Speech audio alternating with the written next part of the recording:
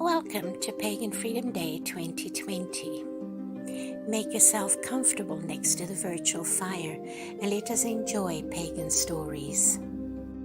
Each autumn, when flocks of swans sailed in from the north in whistling wings and settled in clouds' white drifts on the lakes of Ireland, the bards of that land were reminded of ancient mysteries.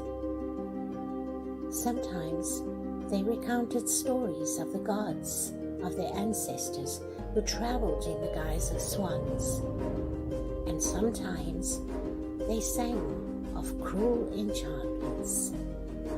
Here is one such tale. Long before the era Christianity reached Ireland, before the time of mortal heroes such as Finn MacColl, the country was ruled by a people who had magic to command. These were the Tuatha De Danann, a fairy race whose clan were united under the rule of the High King. At the time of this story, 4 clans answered to the leader called Bod the Red. One of the clans was led by a chieftain named Lir, whose ties with the High King were close, for he married Bod's foster daughter Abe and took her to live in his fortress on the hill of the Whitefield near Armagh, in what today is known as Ulster. Abe bore Lir 2 sets of twins. First, a daughter, Fiona Gaula, and a son, Hugh. Then 2 sons, Fiachra and Con.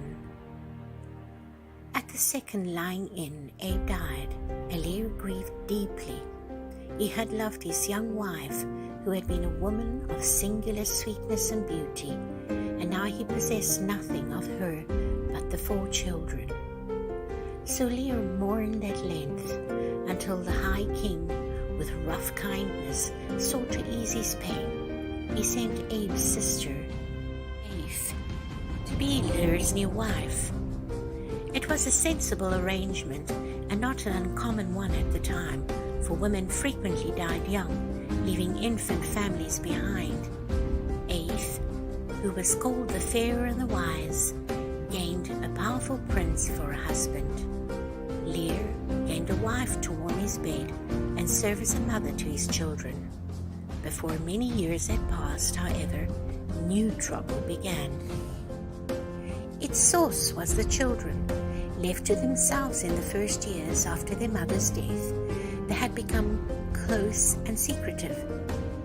The boys turning to the girl Fiangwala for comfort and protection. So tightly knit were these 4 that they seemed to form a separate clan in the midst of Lir's busy court. Where they went, eyes followed them, for all had their mother's pale beauty and showed, as they grew, something of her charm. The children were scrupulously courteous to their stepmother, but as grave as old people with their father are ever. They romped like puppies, drawing him easily into their circle. When Lir heard their laughter in the mornings, he would leave Aoife's bed to watch them at play. Aoife, the childless stranger, excluded from the family, began to watch Lir's children too, first with bewilderment and then with coldness. Every averted glance, every polite evasion of her questions, every private smile at Lir she noticed and stored in her heart until she was sickened with envy.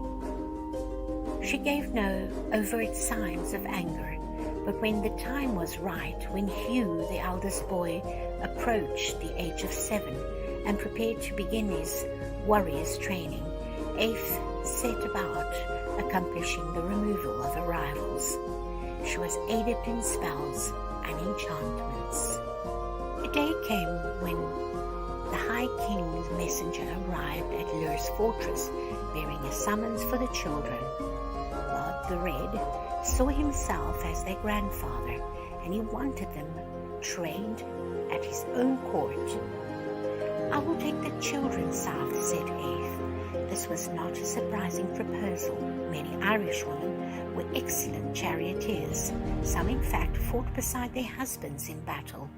Lir gave his assent with a smile. Aeth was a young woman and probably longed for an excursion herself. But Fionnwalla put her hand in Lir's and said, "We will make the journey with our father, lady." Her brothers ranged themselves beside her. Lir, however, did not tolerate defiance even from his beloved son and daughter. "You will ride south with your mother," he said. "I will follow later when I can."